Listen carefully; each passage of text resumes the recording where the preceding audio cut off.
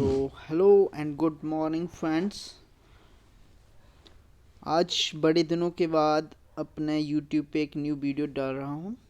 तो आज का जो हमारा टॉपिक रहेगा वो काफ़ी इम्पोर्टेंट है और इस टॉपिक से हर एग्ज़ाम में क्वेश्चन रहता है। किसी न किसी एग्ज़ाम में इससे क्वेश्चन ज़रूर पूछा जाता है। तो आज का टॉपिक है हमारा नोबेल प्राइज़। नोबेल प्राइज़ के अलावा हम जितने भी राष्ट्रीय और अंतर्राष्ट्रीय स्तर पर प्राइजेस मिलते हैं उनके बारे में डिटेल से डिस्कशन करेंगे। एक दो पार्ट्स में हम इसके बारे में डिस्कस करने वाले हैं। आज हमारा जो टॉपिक है वो नोबेल प्राइज़ है। इसके अलावा और भी प्राइज़ हैं जैसे कि हमारा मेन बुकर पुरस्कार और ऑस्कर पुरस्कार, इसके बारे में भी हम बात करेंगे। चलो दोस्तों स्टार्ट करते हैं। अंतर्राष्ट्रीय सम्मान में सबसे एक सर्वोच्च सम्मान जो माना जाता है वो माना जाता है नोबेल प्राइज़ को। और इसको अकादमी अवार्ड भी कहते हैं, जैसा कि यहाँ पे आप देख ही सकते हो, है ना। तो इसकी शुरुआत कब हुई थी? नोबेल प्राइज़ की शुरुआत हुई थी 1900 ईस्वी में। 1900 ईस्वी में इसकी शुरुआत हुई थी। जो अल्फ्रेड नोबेल थे, उनकी जो संपत्ति थी उन्होंने कहा था कि वो दान दे दी जाए। तो इसके लिए एक जो नॉर्वे की गवर्नमेंट है उन्होंने नोबेल प्राइज़ की शुरुआत की। और जो अल्फ्रेड नोबेल हैं उन्होंने खोज की थी डायनामाइट की, और 10 दिसंबर को इनकी मृत्यु हुई थी। तो 10 दिसंबर के दिन ही ये जो पुरस्कार हैं वो प्रदान किए जाते हैं। कई बार क्वेश्चन पूछा जा सकता है कि उनकी मृत्यु के उनकी जो डेथ एनिवर्सरी है उसके अवसर पर ये दिए जाते हैं, या उनके जन्मदिन के अवसर पर दिए जाते हैं, या कोई और अन्य घटना जैसे कि डायनामाइट के आविष्कार के लिए जिस दिन को मनाया जाता है उसके लिए दिए जाते। तो उनकी मृत्यु हुई थी इस दिन, इसीलिए दिए जाते हैं। तो पहली बार ये जो पुरस्कार है नोबेल प्राइज़ है वो दिया गया था 1900 ईस्वी में। कब दिया गया था? 1900 में। और ये आरंभ में जो थे वो 5 क्षेत्रों में दिए जाते हैं। 5 क्षेत्र कौन कौन से हैं? हमारा शांति यानी कि पीस, भौतिकी यानी कि फिजिक्स, केमिस्ट्री जैसे रसायन विज्ञान बोलते हैं, और चिकित्सा या मेडिसिन में दिया जाता था, और साहित्य में। ये 5 क्षेत्र थे आरंभ में जिसमें ये नोबेल प्राइज़ दिया जाता था। उसके बाद हुआ क्या दोस्तों? 1968 में अर्थशास्त्र की में भी नोबेल प्राइज़ देने की घोषणा की गई। तो स्वेरिजिस रिक्सबैंक्स है उसके द्वारा ये घोषणा की गई, और जो पहली बार मिले ये 1969 यानी कि 1969 को इकोनॉमिक्स के क्षेत्र में नोबेल प्राइज़ दिया गया। और ये पहली बार किन्हें मिला? ये है रैगनर फिश किटल और जॉन वार्गेन। तो आपको ये कैसे याद रख सकते हो? आप ये याद रख सकते हो कि जो रैगनर है वो फिश की बार्गेनिंग कर रहा है। तो इस हिसाब से याद किया जा सकता है कि रैगनर फिश की बार्गेनिंग कर रहा है। ठीक है, पहली बार ये अर्थशास्त्र में मिला था इन दोनों को, रैगनर फिश और जॉन वार्गेन को। ठीक है, और पहली बार जो एक बार किसी क्षेत्र में जो 3 व्यक्तियों को यह दिया जाता है। इसका मतलब क्या हुआ कि जो शांति है, भौतिकी है, रसायन है, चिकित्सा है, इनमें से प्रत्येक क्षेत्र में मैक्सिमम 3 व्यक्तियों को दिया जा सकता है। जैसे कि शांति के लिए 3 से अधिक व्यक्ति को नहीं दिया जा सकता, भौतिकी में 3 से अधिक व्यक्तियों को नहीं दिया जा सकता। इस प्रकार से 3 से कम चलेंगे लेकिन 3 से ज़्यादा नहीं होंगे। पहले जो नोबेल पुरस्कार हैं वो मृत्यु के बाद भी, मतलब मरणोपरांत भी दिए जाते थे। लेकिन 1974 में हुआ ये कि उन्होंने घोषणा की कि आज से हम, इस वर्ष से हम मरणोपरांत नोबेल प्राइज़ नहीं देंगे। ठीक है, तो आपको ये तारीख याद रखनी है कि किस ईयर से मरणोपरांत जो नोबेल प्राइज़ नहीं दिए जाते। और अब तक कितने व्यक्ति हैं जिनको मरणोपरांत नोबेल प्राइज़ मिला है? तो वो हैं 2 व्यक्ति।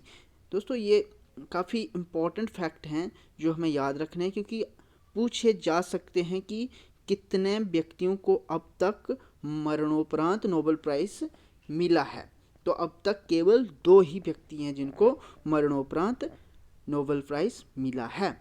तो एक हैं एरी एक्सेल जिनको 1931 में मिला था, और दूसरे हैं डैग हैमरफोल्ड जिनको 1961 में मिला था, जो यूएनओ के सेक्रेटरी जनरल भी रहे हैं। ठीक है। और सर्वाधिक जो नोबेल प्राइज़ है वो 3 बार मिला है रेड क्रॉस सोसाइटी को, 1917, 1944, 1963 में। और रेड क्रॉस की स्थापना भी आपको पता होनी चाहिए दोस्तों, जैसे कि इसकी स्थापना हुई थी 1863 में, और किसने की थी? Henry Dunant. ये कई बार क्वेश्चन पूछा जाता है कि रेड क्रॉस की स्थापना कब हुई थी और किसने की थी। और दूसरी बात, रेड क्रॉस का मुख्यालय कहाँ पर है? यह है जेनेवा में। तो ये फैक्ट हमें पता होने चाहिए। तो अब 3 बार रेड क्रॉस को मिला है पुरस्कार, 2 बार किसे मिला है? 2 बार रेड क्रॉस मिला है। एक है मैडम क्यूरी जिन्होंने रेडियो एक्टिविटी, और ये पहले पर्सन हैं, पहली महिला हैं, और कोई भी व्यक्ति बोल सकते हैं जिनको 2 क्षेत्रों में मिला है, फिजिक्स और केमिस्ट्री दोनों में मिला है। ठीक है। इसके अलावा जॉन वार्डिन को मिला है, और पॉलिंग फ्रेडरिक सेंगर जिन्होंने इंसुलिन की खोज की थी। इन व्यक्तियों को अभी तक 2 बार प्राइज मिल चुका है। दूसरा क्वेश्चन ये पूछा जाता है कि सबसे अधिक उम्र के व्यक्ति कौन हैं जिन्हें यह प्राइज मिला है? तो ये हैं हमारे गुड इनफ, जिनको 97 जो की एज है उसमें यह पुरस्कार मिला है। और किसके लिए मिला है? लिथियम बैटरी की खोज के लिए। सबसे कम उम्र यह है मलाला यूसुफजई, 17 ईयर की। उन्होंने जो ह्यूमन राइट्स हैं, चाइल्ड राइट्स के लिए फ़ाइट की थी। 2014 में यह इनको मिला था। इसके साथ हमारे कैलाश सत्यार्थी, इनको दोनों को संयुक्त रूप से 2014 में नोबेल प्राइज़ मिला था शांति के क्षेत्र में। 1901 ईस्वी में आपको पता है कि नोबेल प्राइज़ दिए जाने शुरू हुए थे, और इसमें जो कुछ व्यक्ति है महत्वपूर्ण वो है, पहले हैं शांति के लिए हेनरी ड्यूनेट जिन्होंने रेड क्रॉस की स्थापना की थी, उन्हें मिला था। और इसके साथ फिजिक्स में रोंटगेन को मिला था। ये चीज़ें हमें याद रखनी है, जो इम्पोर्टेंट व्यक्ति हैं उनके द्वारा जो ये काम किए गए हैं उनके लिए। आगे बढ़ते हैं दोस्तों। 2023 के में किसको मिला है नोबेल प्राइज़, उसके बारे में बात करते हैं। तो 2023 ईस्वी में हमारा जो विभिन्न 6 क्षेत्र हैं अभी जिसमें नोबेल प्राइज़ दिया जाता है, तो उसमें किस किस को मिला है ये बात कर लेते हैं। चलो, सो फर्स्ट ऑफ ऑल शांति के क्षेत्र में, ठीक है, शांति के क्षेत्र में किसे मिला है? शांति के क्षेत्र में ये मिला है नरगिसी मोहम्मदी को। किसको? नरगिसी मोहम्मदी को मिला है, क्योंकि इन्होंने ईरान में जो ह्यूमन राइट्स हैं उनके लिए इन्होंने आवाज़ उठाई थी, और काफ़ी इन्होंने स्ट्रगल किया है वहाँ के लोगों के जो मानवीय अधिकार हैं उनके लिए। इसके अलावा अर्थशास्त्र में किसे मिला है? क्लाउडिया गोल्डिन को अर्थशास्त्र के क्षेत्र में मिला है। देखो, गोल्ड जो है वो अर्थशास्त्र मतलब इकोनॉमिक्स से रिलेटेड है, तो आप अर्थशास्त्र और गोल्ड का संबंध बिठा करके यह याद कर सकते हैं। चिकित्सा में मिला है कैटेलिन कारिको और बीसमैन को नोबेल प्राइज़ मिला है। भौतिकी में 3 व्यक्तियों को मिला है, पीरे ऑगस्टिनी, फ्रैंक क्रॉस और एनी हुलियर को नोबेल प्राइज़ मिला है। इसके अलावा साहित्य में जॉन फॉसे को 2023 के लिए नोबेल प्राइज़ मिला है। तो आप अपने दिमाग में सोचिए या अपने उच्चारण कीजिए कि शांति में किसे मिला है। तो नरगिस मोहम्मदी को, और अर्थशास्त्र में मिला है क्लाउडिया गोल्डिन को, चिकित्सा में कैटेलिन कारिको और बीसमैन को, भौतिकी में मिला है पियरे ऑगस्टिनी। कौन? पियरे ऑगस्टिनी, फ्रैंक क्रॉस और एनी हुलियर। और इसको आप कम से कम 2-3 बार जब रिवाइज करोगे तो अपने आप ही आप दिमाग में बैठा पाओगे कि किस क्षेत्र में किसे मिला हुआ है। पहली बार तो मुश्किल लगता है याद करने में।